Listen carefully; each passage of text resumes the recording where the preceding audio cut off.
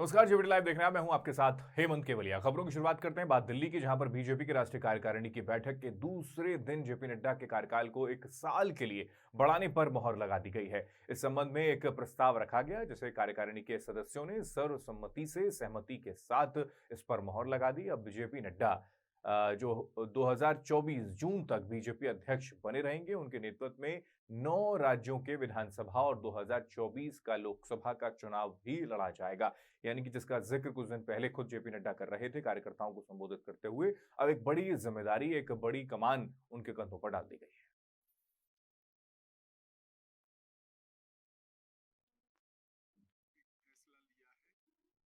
कि श्री जगत प्रकाश नड्डा जी का कार्यकाल जून 2024 तक बढ़ाया जाएगा।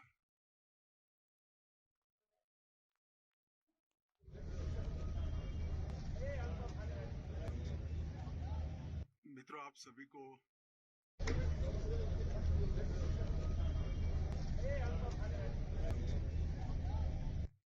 सभी को उधर बिहार में महागठबंधन की सरकार में शामिल आरजेडी के मंत्री इन दिनों लगातार विवादित बयान दे रहे हैं। कुछ दिनों पहले शिक्षा मंत्री चंद्रशेखर ने रामचरितमानस पर विवादित बयान दिया था। ये मामला भी चल ही रहा था कि इधर मंगलवार को आरजेडी कोटे के ही सहकारिता मंत्री यानी कि सुरेंद्र यादव ने भी एक विवादित बयान दे दिया है। सुरेंद्र यादव ने दरअसल उनसे सवाल पूछा गया कि बीजेपी दावा कर रही है 2024 के लोकसभा के चुनाव में वो जीतेगी। इस पर कहा कि बीजेपी का सुपड़ा साफ हो जाएगा। हर बार बीजेपी चुनाव जीतने के लिए आर्मी पर हमला करवाती है, इस बार लगता है किसी देश पर हमला करवाएगी। बिहार के मंत्री का यह विवादित बयान सामने आ गया। सुपड़ा साफ है बीजेपी का, सुपड़ा साफ है बीजेपी का। मैं बीजेपी का चुनौती स्वीकार करता हूँ, सुपड़ा साफ है। लगता है कि बड़ी आशंका भी है क्या कि कुछ बड़ा खेल होगा या बीजेपी कुछ बड़ा कर सकती है, कोई बड़ा बीजेपी में जब चुनाव आता है तो ज्यादा से ज्यादा आर्मी पर हमला करता है। इस बार लगता है कि किसी कंट्री पर हमला करेगा। समीक्षा बैठक गांधी इसमें बीजेपी लगातार दावा। उधर डिंडौरी के शेखपुरा नगर के वार्ड क्रमांक 14 में तालाब किनारे स्थित प्राचीन मठिया मंदिर में अज्ञात चोरों ने हाथ साफ कर दिया। और तस्वीरों में आप साफ तौर पर दरअसल देख सकते हैं कि चोर किस तरीके से मुकुट चुरा कर ले जाते हैं। और पूरी वारदात हालांकि सीसीटीवी कैमरे में कैद हो गई। जानकारी के मुताबिक चोरों की ओर से मंदिर में स्थापित माता की प्रतिमा सहित अन्य प्रतिमाओं के ऊपर चढ़े चांदी के 10 छत्र और 5 मुकुट, जिनका वजन करीब 1 किलो बताया जा रहा है, जिसे चोरी करके चोर नजर आते हैं। जानकारी के मुताबिक चोरों ने चोरी करने के पूर्व मंदिर के पुजारी का कमरा बाहर से बंद कर दिया था।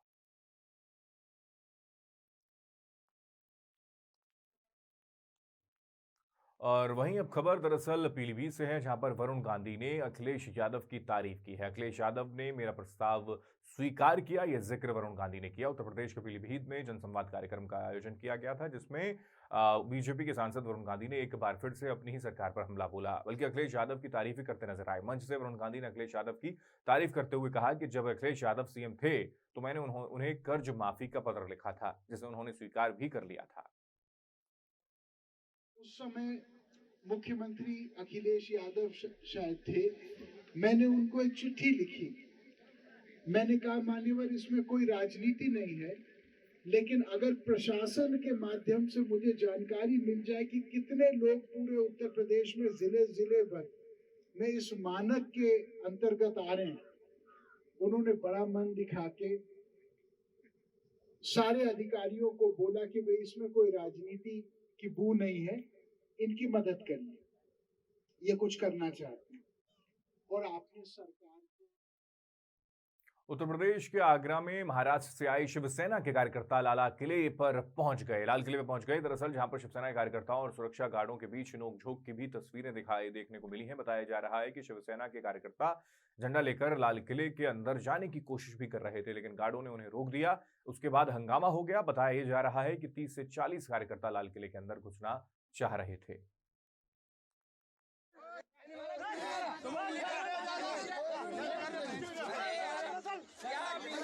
चाहिए नहीं मुझे, ऐसे बच्चे पाकिस्तान में चाहिए नहीं।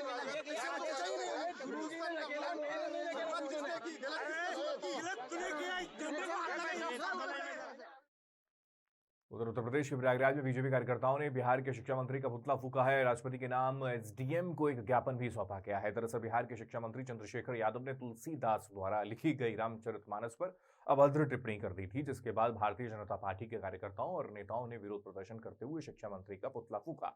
कहा कि जिस तरीके से बिहार के शिक्षा मंत्री ने सनातन धर्म के लोगों की आस्था को ठेस पहुंचाई, उन्हें तत्काल अपने पद से इस्तीफा दे देना चाहिए।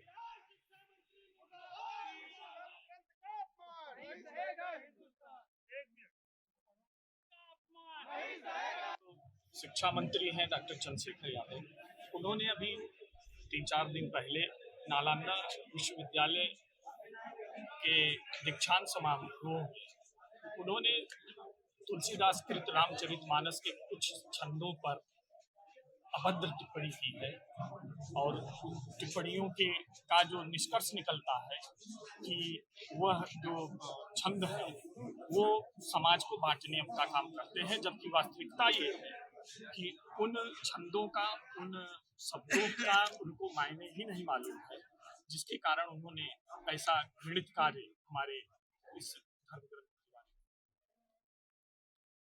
उत्तर प्रदेश के सिद्धार्थनगर में राष्ट्रीय पंचायत राज ग्राम प्रधान संघ के आह्वान पर ग्राम प्रधानों का धरना प्रदर्शन जारी रहा। 14 सूत्रीय मांगों को लेकर ग्राम प्रधानों का यह धरना पिछले 9 दिनों से जारी है। अब प्रधान संघ के जिला अध्यक्ष पवन मिश्रा की अगुवाई में जनपद मुख्यालय के BSA ग्राउंड में धरना देकर ग्राम प्रधानों ने इस धरना प्रदर्शन को और प्रभावित करने की कोशिश की।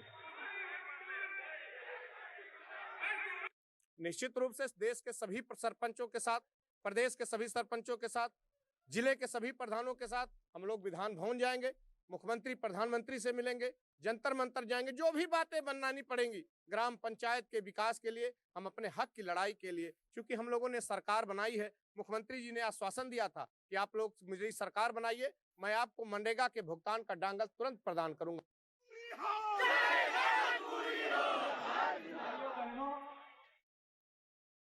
उधर गुजरात मेट्रो रेल कॉरपोरेशन ने अहमदाबाद में पूर्व और पश्चिम के साथ उत्तर और दक्षिण छोर को जोड़ने वाली मेट्रो ट्रेनों का समय बढ़ा दिया है। मेट्रो ट्रेन अगले 30 जनवरी सुबह 7 बजे से रात 10 बजे तक चलेंगी। मेट्रो ट्रेन का समय बढ़ाने के साथ ही हर 15 मिनट में ट्रेन उपलब्ध कराने की भी योजना है। मेट्रो ट्रेन का समय बढ़ने से लोगों को बड़ी राहत मिलने वाली है और गुजरात मेट्रो रेल कंपनी के अहमदाबाद मेट्रो फेज 1 में थला तेज से पूर्व और पश्चिम छोर का वस्त्राल गांव तक और फिर पूर्व और पश्चिम छोर में मोटेरा से वासना तक मेट्रो रेल चल रही है। मेट्रो ट्रेन का समय सुबह 9 बजे से रात 8 बजे तक यहाँ रहेगा। लोगों की मांग है कि मेट्रो ट्रेन का समय और ज्यादा बढ़ाया जाए।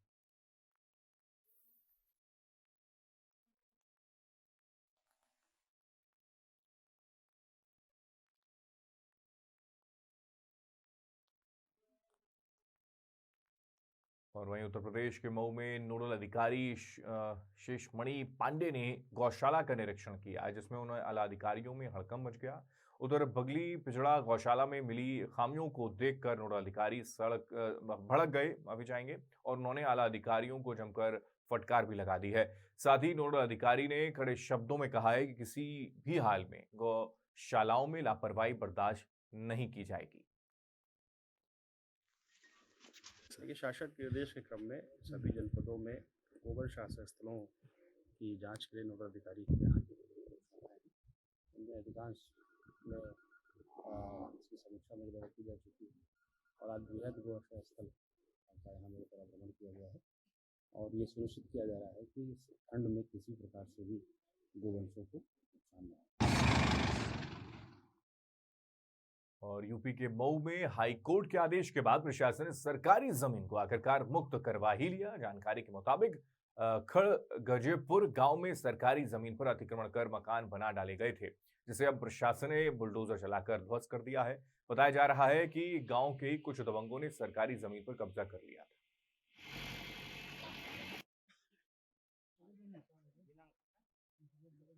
इसमें इलाहाबाद हाईकोर्ट का एक PIL था, PIL नंबर था 54779।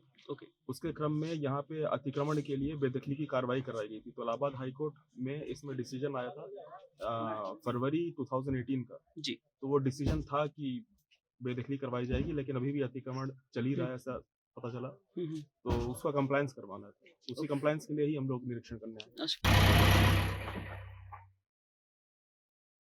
और वहीं उत्तर प्रदेश के मुरादाबाद में ट्रेन के अंदर जिस व्यापारी के साथ मारपीट की गई थी उसे आखिरकार पुलिस ने गिरफ्तार कर लिया है। दरअसल वीडियो वायरल होने के बाद व्यापारी ने दावा किया था कि जय श्री राम का नारा नहीं लगाने पर उसके साथ मारपीट की गई थी। जब पुलिस जांच में खुलासा हुआ कि व्यापारी ने एक महिला के साथ छेड़छाड़ की थी, जिसके बाद ट्रेन के अंदर मौजूद यात्रियों ने उसके साथ मारपीट की थी।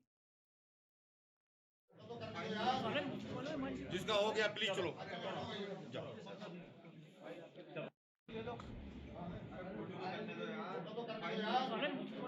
जिसका हो गया प्लीज चलो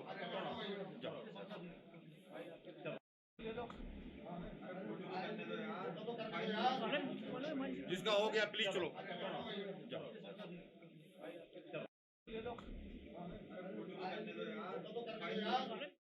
उत्तर प्रदेश के मुरादाबाद में अधिकारियों और नेताओं का पीए बताकर ठगी करने वाले आरोपी को पुलिस ने गिरफ्तार कर लिया। बताया जा रहा है कि आरोपी पीएम बनकर ऑनलाइन शिकायत करने वाले लोगों से ठगी करता था, बल्कि पुलिस ने इस पर 10,000 रुपए का इनाम भी घोषित कर रखा था।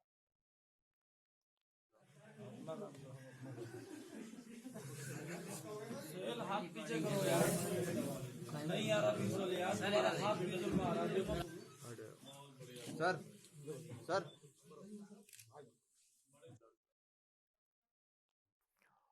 उत्तर प्रदेश के अलीगढ़ में हुई लूट का खुलासा करते हुए पुलिस ने आरोपियों को भी गिरफ्तार कर लिया। पुलिस ने आरोपियों को पकड़ने के लिए सीसीटीवी का सहारा लिया था। सीसीटीवी की मदद से ही पुलिस ने आरोपियों को गिरफ्तार किया है। बताया जा रहा है कि इस वारदात के बाद से ही पुलिस आरोपियों की तलाश कर रही थी। पुलिस ने आरोपियों पर 25,000 रुपए का इनाम भी घोषित कर रखा था। लूट का खुलासा अलीगढ़ पुलिस ने किया है। सीसीटीवी कैमरे की फुटेज के आधार पर बदमाशों को पुलिस ने ट्रेस किया था। आपको बता दें कि एसएसपी ने कई टीमें गठित की थी, जिसमें एक टीम ने सीसीटीवी फुटेज के आधार पर बदमाशों को ट्रेस किया। उसमें 2 अभियुक्तों को गिरफ्तार कर लिया गया है, जबकि 2 अभियुक्त अभी फरार चल रहे हैं। गिरफ्तार अभियुक्तों से जो गाड़ी लूटी गई थी वो बरामद कर ली गई है और तमंचा बरामद कर लिया गया है। अलीगढ़ से योगेश उपाध्याय के साथ देवेंद्र पारासर, जनभावना टाइम्स। उधर उत्तर प्रदेश के मैनपुरी के गोदई गांव में कुछ दिनों पहले गोवंश मिले थे और उसके बाद पुलिस ने जांच की तो कुछ लोगों के नाम सामने भी आए थे। इसी बीच पुलिस ने 4 आरोपियों को गिरफ्तार इस बीच कर लिया। हालांकि अभी भी कुछ आरोपियों की तलाश की जा रही है। इनके पास से पुलिस ने हथियार भी बरामद कर लिए हैं। एएसपी का यह कहना है कि जल्द अन्य आरोपियों को भी गिरफ्तार कर लिया जाएगा। कुछ गोवंश मिले थे, हटाइए।